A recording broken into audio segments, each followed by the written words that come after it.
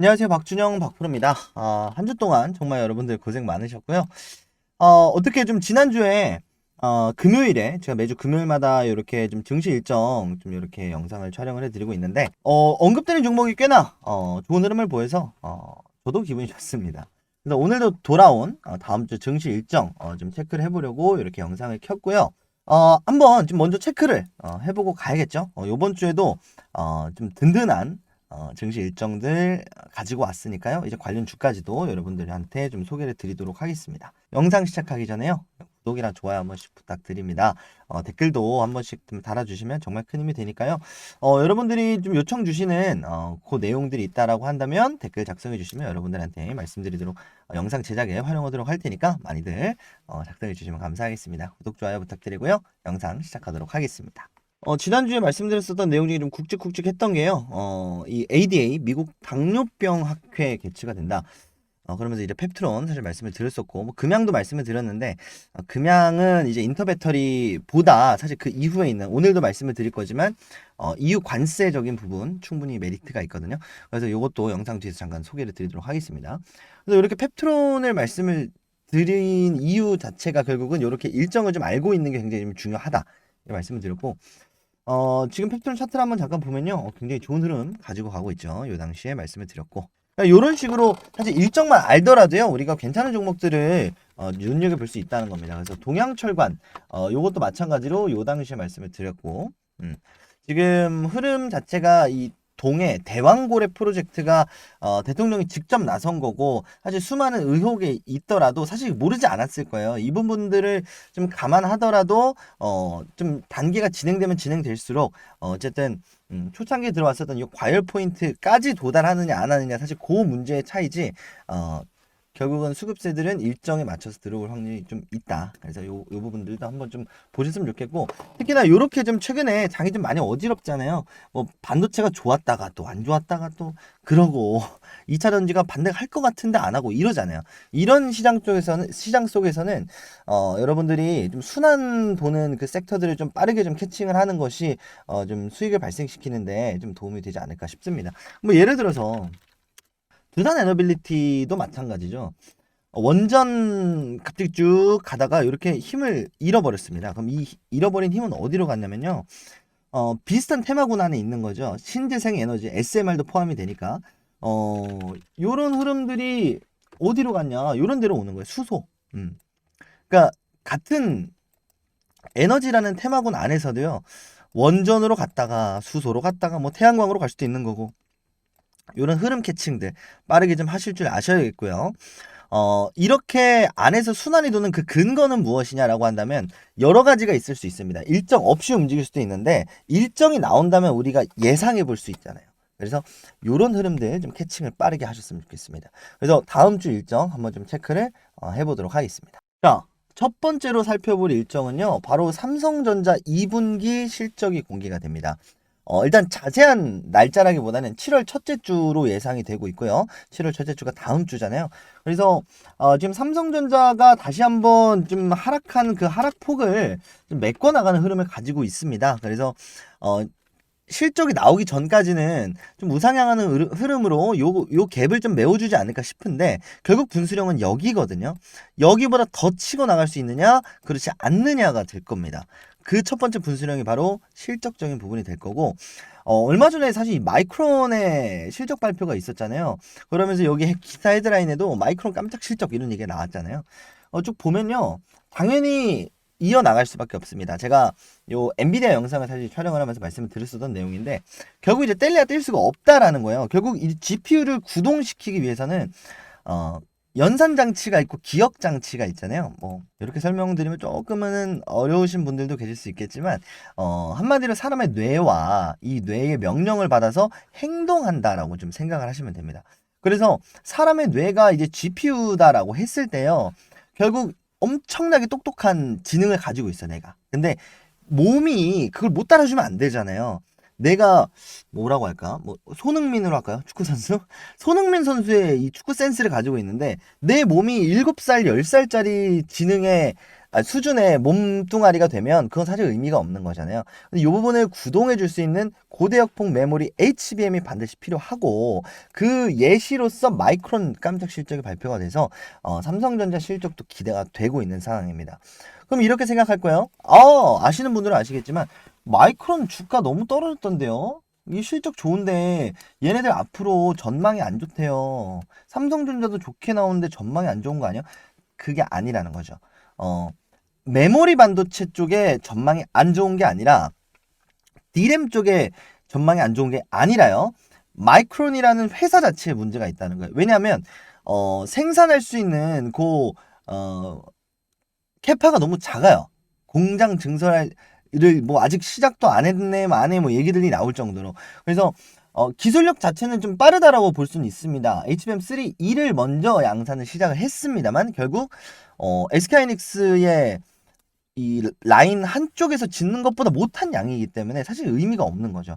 이 마이크론 입장에서는 양산이겠지만 대기업 그리고 뭐 하다못해 엔비디아 입장에서는 이건 양산이라 볼 수가 없는 거예요. 그렇기 때문에 기술력이 좋으면 뭐하냐? 생산 능력이 부족하니까. 그래서 마이크론이 협업을 제안을 많이들 하고 있는 거잖아요. 그래서 TSMC, 삼성전자 이야기도 나오고 있는 거고, 그래서 삼성전자의 실적이 좋게 나올 것으로 일단은 예측이 되고 있습니다. 그래서 결국 이제 삼성전자가 기억하시는 분들은 아시겠지만요. 이 메모리 반도체 쪽에 좀 적자를 어떻게 메꿀 것인가 이 부분 때문에 반도체 감산까지 한번 들어갔었잖아요. 이 부분이 해소가 되면서 기억하시는 분들 기억하셔야 됩니다. 삼성전자 들고 계시는 분들 특히나 기억을 하고 계셔야 돼요. 삼성전자가 이렇게 주가 곤두박질 쳤을 때 무슨 얘기가 있었냐? 공급이 너무 많다. 그래서 감산을 하잖아요. 그래서 이 감산을 통해서 뭐가 된다? 이 악재를 해소를 시키는 그 기나긴 여정의 끝이 될 수 있다는 거예요. 요 기나긴 여정에. 그쵸? 그래서 1차적으로는 요 라인을 뚫어주느냐 관건이다 말씀을 드렸죠. 그래서 요 라인을 뚫어주면 다시 한번 11만 전자를 간다. 10만 전자를 간다. 이야기가 나오고 있는 이유가 바로 여기 있는 겁니다. 이해되셨죠? 그래서 요번 실적으로 반도체 감산에 대한 효과가 얼마나 나오는지 체크를 해볼 수 있는 가장 중요한 날입니다. 그래서 삼성전자 그 본인에게도 가장 중요한 날이고요. 실적과 더불어 앞으로 어떻게 될지가 더 중요하잖아요. 그러면 수주가 누구한테 들어가겠냐? YC. 지금 반도체 검사주 중에서 대장격인 YC 쪽에 수혜가 한번 들어올 수 있겠고요. 추가적으로 PCB 관련주인 대덕전자죠. 대덕전자 쪽에 수혜가 들어갈 수가 있습니다. 그래서 크게 이 두 가지 종목 제가 오늘 좀 지켜보셔도 괜찮겠다 말씀을 좀 들어보겠습니다. 그래서 다음 주 실적 한번 좀 보시면 좋겠고 일단 가이던스까지도 봐야겠지만 가이던스는 사실 크게 의미가 없습니다. 예상치만 보시면 될 것 같아요. 예상치 굉장히 괜찮게 나왔고요. 요 컨센서스를 상회하느냐 하회하느냐 요것만 좀 체크를 하셨으면 좋겠습니다. 상회한다면 삼성전자 그리고 그 관련주까지도 다시 한번 좀 훈풍이 불어주지 않을까. 하반기에 어쨌든 금리 인하도 있고요. 다만 하회하게 됐을 때는 뭐 어떻게 빨리 정리해야 되는 거 아니야? 뭐 정리하셔도 좋겠지만 어쨌든 하반기 그리고 2분기에 실적이 좋게 나오지 않았을 뿐이지 3분기 4분기 충분히 기회가 있기 때문에 그 또한 매수 기회를 삼아갈 수 있는 그런 일정이 되지 않을까 싶습니다. 그래서 오늘은 YC 그리고 대덕전자, 삼성전자 요 세 개를 먼저는 삼성전자 2분기 실적 일정 관련주로 집어넣도록 하겠습니다. 두 번째로는 유럽의 중국산 전기차의 관세 관련된 내용입니다. 일전 영상에서도 말씀을 드렸던 것처럼 7월 2일이 유력하거든요.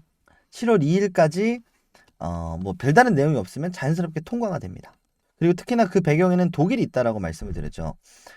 독일이 결국은 이 벤츠라든지 뭐 BMW라든지 뭐 폭스바겐이라든지 이런 미국 자동차 그리고 특히나 전기차로 넘어가고 있는 상황이니까 물론 페라리 이런 회사도 있지만 유럽의 이제 독일 전기차만 말씀을 드려보면 독일이 주도해서 사실 이제 중국을 견제하기 나섰다라고 좀 보시는 것도 맞아요. 왜냐면 중국이 이 기술을 엄청 훔쳐가잖아요. 우리나라에도 사실 반도체 쪽을 많이 훔쳐가는데 중국이 독일에도 많이 훔쳐간대요. 그러니까 이게 무슨 꼴이냐면 중국산 반도체를 우리나라가 수입하는데 그 기술이 SK 하이닉스 거였다. 뭐 삼성전자 거였다 생각을 해보자고요. 그리고 얘네들이 SK 하이닉스 삼성전자보다 싸게 파네. 기가 막히고 코가 막히죠. 그래서 독일이 눈에 쌍심지를 켜고 지금 중국산 전기차 관세 요 부분에 대해서 관세 인상에 대해서 두 발 벗고 나선 상황입니다. 그래서 요거는 좀 통과가 되지 않을까 싶은데 조금 낮아지기는 했습니다. 어쨌든 너무 셌던 거 아니냐 뭐 이런 얘기를 하면서 중국이 엄청나게 반발을 했어요. 근데 사실 보시면 그렇게 많이 또 주지도 않았습니다. 이제 협조 시 0.2%, 불응 시 0.5% 이렇게 수정이 됐는데 결국은 그래도 이 중국산 전기차가 유럽에서 경쟁력을 잃었다라는 부분은 우리가 알 수가 있겠죠. 자, 그러면서 제가 금양이라는 사실 종목을 말씀을 드렸습니다. 뭐 뒤에서도 설명을 드리겠지만 지금 유럽 쪽에 뭐 아이오닉이라든지 이런 부분들이 사실 활성화되어 있지는 않아요. 그러면 이 관세 인하가 된다라고 했을 때 우리 2차 전지 시장에서 실질적으로 수혜를 받아갈 수 있는 건 누구냐라고 한다면요. 결국 이제 수입차 쪽에 들어가는 부품주들이 수익을 좀 가져갈 수가 있습니다. 그리고 특히나 뭐 양극재가 될 수도 있겠고요. 뭐 헝가리 공장을 짓고 있는 에코프로 그룹주들이 될 수도 있겠고 유럽 쪽을 겨냥 타겟하고 있는 회사 자체가 수혜를 좀 받아갈 수가 있겠다. 이렇게 좀 볼 수가 있겠고 뭐 지금 인터 배터리를 통해서 이제 유럽의 4680 배터리 금양의 배터리 뭐 탑재를 하는 많은 얘기가 나오고 있거든요. 근데 이게 뭐 진짜다 아니다. 결국은 이제 말 그대로 이야기이기 때문에 사실 금양을 오늘 말씀드린 이유는 길게 가져가라 뭐 이런 의미에서 말씀을 드리는 건 아니고요. 일단 다음 주 관세 얘기가 나왔을 때 다시 한번 좀 상승을 만들어줄 수 있는 한 해 좀 원동력이 될 수가 있겠다. 그리고 요 라인을 뚫어준다면 그 다음 포인트까지도 충분히 상승을 만들 수 있으니까 위치상으로도 괜찮은 구간이 있고요. 어쨌든 뭐 금양 뭐 요게 아니라 좀 장기적으로 좀 가져가고 싶다라고 하시는 분들은 차라리 뭐 에코프로 BM이라든지 에코프로 요쪽 2차 전지 중에서도 특히나 요쪽을 한번 좀 보시는 게 어떨까. 그리고 여기에 유럽 시장에 공급하고 있는 회사들이 몇 개가 또 있는데 뭐 인지컨트롤스 이런 기업들도 있고요. 유럽에 그러니까 공장을 가지고 있는 기업들. 근데 사실 인지컨트롤스는 초전도체가 살짝 묻어있기 때문에 좀 사실 좀 말씀드리기 조심스러운 부분이 있는데 시가총액이 저렴하다는 부분에서 장점이 있고요. 어쨌든 부품주들 완성차 기업보다는 관련된 부품 소부장 업체들을 우리가 좀 체크를 하시는 게 좋겠다. 특히 유럽 쪽 이렇게 한번 좀 체크를 하도록 하겠습니다. 자, 그리고 마지막 세 번째로는 일정이라고 하기에는 좀 무리가 있고요. 어쨌든 먼저 상장을 했으니까 웹툰 엔터테인먼트 바로 네이버 웹툰의 모회사입니다. 그래서 웹툰 엔터테인먼트가 나스닥에 상장을 했고 좀 괜찮은 모습을 보여줬습니다. 그런데 어쨌든 지금 데이터가 하나밖에 없잖아요. 앞으로의 흐름이 좀 굉장히 중요할 수 있겠다. 상장 당일보다는 왜냐면 보통은요 상장 당일에는 오히려 차익 실현 물량들이 좀 쏟아지는 흐름들이 많다. 왜냐면 상장일 전까지 이렇게 기대감 매물들이 들어왔다가 어떻게 될지 모르는 거잖아요. 올라갈지 내려갈지 모르잖아요. 그러니까 안전빵으로 그냥 여기서 파는 거죠. 그런데 실제로 주가가 올랐네. 그럼 올라야 되는데 왜 안 올라? 결국은 차익 실현 매물이 더 많기 때문에. 차익 실현 매물이 어느 정도 나오고 웹툰 엔터테인먼트 흐름이 괜찮게 나와준다라고 한다면요.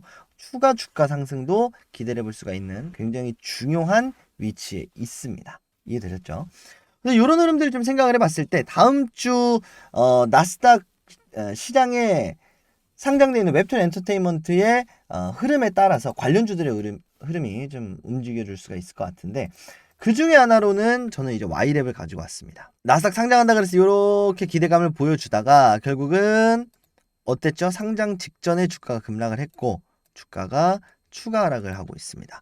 그런데 그럼에도 불구하고 지금 가져온 이유는 일단 요 라인을 1차적으로 깼잖아요. 그럼 여기가 1차적 손절 라인이 될 확률이 높아요. 손절이라기보다 뭐 익절이 될 수도 있는데 일단 첫 번째 라인이 깼습니다. 그리고 나서 두 번째 라인에 왔고 실제로 보이시는 것처럼 제가 매물대 표시를 해놨거든요.